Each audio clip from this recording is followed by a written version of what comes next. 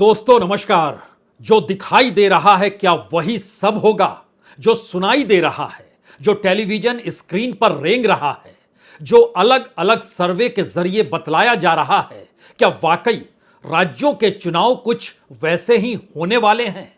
क्योंकि बीते 20 बरस की राजनीति अगर अलग अलग राज्यों के भीतर आज की तारीख में आप टटोल कर देखेंगे तो ध्यान दें, सब कुछ बदल गया है। और हर राज्य के भीतर का चुनाव किसी लोकसभा चुनाव की तर्ज पर होने लगा है।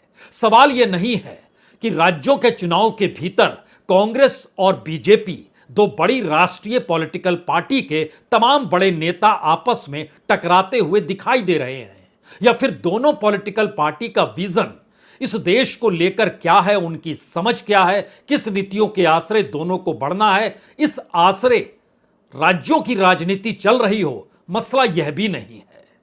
मसला तो पहली बार यह हो चला है कि कांग्रेस की पूरी राजनीतिक रणनीति बीते 20 बरस में बदल गई।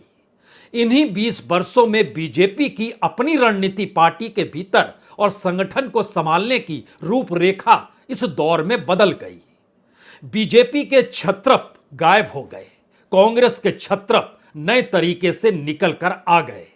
और राज्यों के चुनाव के भीतर बीजेपी का अगर कोई छत्रप नहीं है और अभी तक वहां के वोटर आदी थे कि किसे मुख्यमंत्री बनाना है, उसी चेहरे के आश्रय वोट दिया जाए, तो यह परिस्थिति भी एक झटके में बदल गई। इतना ही नहीं, बल्कि इस दौर में दोनों पॉलिटिकल पार्टी की नीतियां जो इस देश के किसान, मजदूर, आदिवासी और दलितों को प्रभावित करती है, उन्हीं को लेकर यह चुनाव है। और शायद शहरों में गूंज चुनाव को लेकर ज्यादा है, शहरों में गूंज सर्वे को लेकर ज्यादा है, और न्यूज चैनलों की पहुंच और पकड़ भी शहरी मिजाज को अच्छी लगती है। तो क्या वाकई राज्यों के भीतर जो हलचल है और जमीनी तौर पर वहां की राजनीति इस दौर में वहां के उस किसान, मजदूर, दलित, आदिवासी, उनके जरिए जिन परिस्थितियों को जीना चाहती है, क्या वह सब कुछ कांग्रेस जो सोच रही है वैसा होगा, या बीजेपी जो सोच रही है वैसा होगा? क्योंकि 2018 में इन तीनों राज्यों में कांग्रेस जीती थी। शहरी गुस्सा मध्य प्रदेश के भीतर बहुत ज्यादा है, कुछ ग्रामीण इलाकों में भी है कि हमने कांग्रेस को जिताया और बरस भर के भीतर सत्ता पलट गई, और वह भी खरीद फरोख्त से। वह गुस्सा अंडर करंट है, और इसीलिए मध्य प्रदेश के भीतर का हर सर्वे और हर बहस इस बात को लेकर टिक रही है कि जाहिर तौर पर कांग्रेस वहां जीतेगी, क्योंकि जीतने के बाद भी उसे सत्ता नहीं मिली। तो क्या इस फिलॉसफी के तहत राजस्थान में परिस्थिति बदल जाएगी, छत्तीसगढ़ के भीतर की परिस्थिति बदल जाएगी, या फिर यह कहा जाए कि अभी तक जो लोग वसुंधरा राजे सिंधिया के आश्रय राजस्थान की राजनीति में वोट डालते थे, उनके सामने एक संकट है? या यह कहा जाए कि शिवराज सिंह चौहान 2 दशकों से सत्ता में, उनसे ऊब हो चली है? या यह कहा जाए छत्तीसगढ़ के भीतर आदिवासी समाज, उसके भीतर का करंट यह कहता है कि कोई आदिवासी मुख्यमंत्री होता क्यों नहीं है? एक ही बार हुआ, लेकिन वह भी 1-1.5 साल भर के लिए। उसके बाद तमाम राजनीतिक दलों ने अपने अपने तरीके से लुभाया। लेकिन 2018 की जीत तो बहुत साफ कहती है, कांग्रेस ने जो सुरक्षित सीटें हैं वहां पर बड़ी रेस के तौर पर बड़ी जीत हासिल की, और बीजेपी बहुत पिछड़ गई।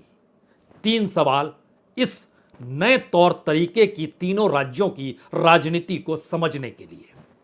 पहला सवाल, जब बड़ी तादाद में वोटर आदिवासी हो, ग्रामीण जीवन का मजदूर और किसान हो, और इन परिस्थितियों में जब आप ओबीसी की लड़ाई इस देश के भीतर में लड़ रहे हो, और ऐसे में ओबीसी का वोट बैंक इन 3 राज्यों में कितना असर डालेगा या कितना बिखरेगा, उससे हटकर सुरक्षित सीटों के परिणाम ही सत्ता तक ला सकते हैं किसी भी पॉलिटिकल पार्टी को। यह पहला सवाल है। दूसरा सवाल, जो बीते 2 दशकों की राजनीति रही, उसमें अगर बीजेपी के छत्रप का कोई चेहरा नहीं, मुख्यमंत्री कौन होगा अगर जीत गए तो पता नहीं, और दूसरी तरफ कांग्रेस के हर नेता को पता है कि कौन मुख्यमंत्री होगा, जीतने के बाद किसको गद्दी मिलेगी, सब कुछ पता है।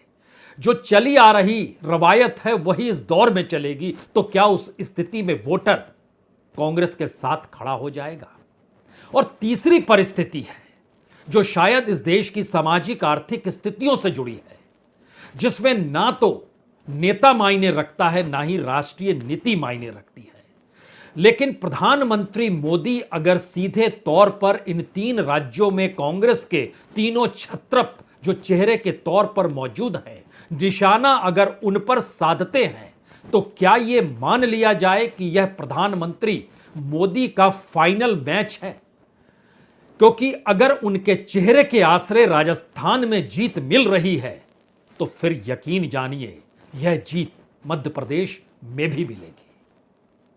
और अगर वो हार रहे हैं तो फिर यकीन जानिए 5 राज्यों से बीजेपी का सुपड़ा साफ हो जाएगा और कांग्रेस हो सकता है 5 राज्यों में जीत जाए, इन 3 राज्यों में तो जीत ही जाएगी।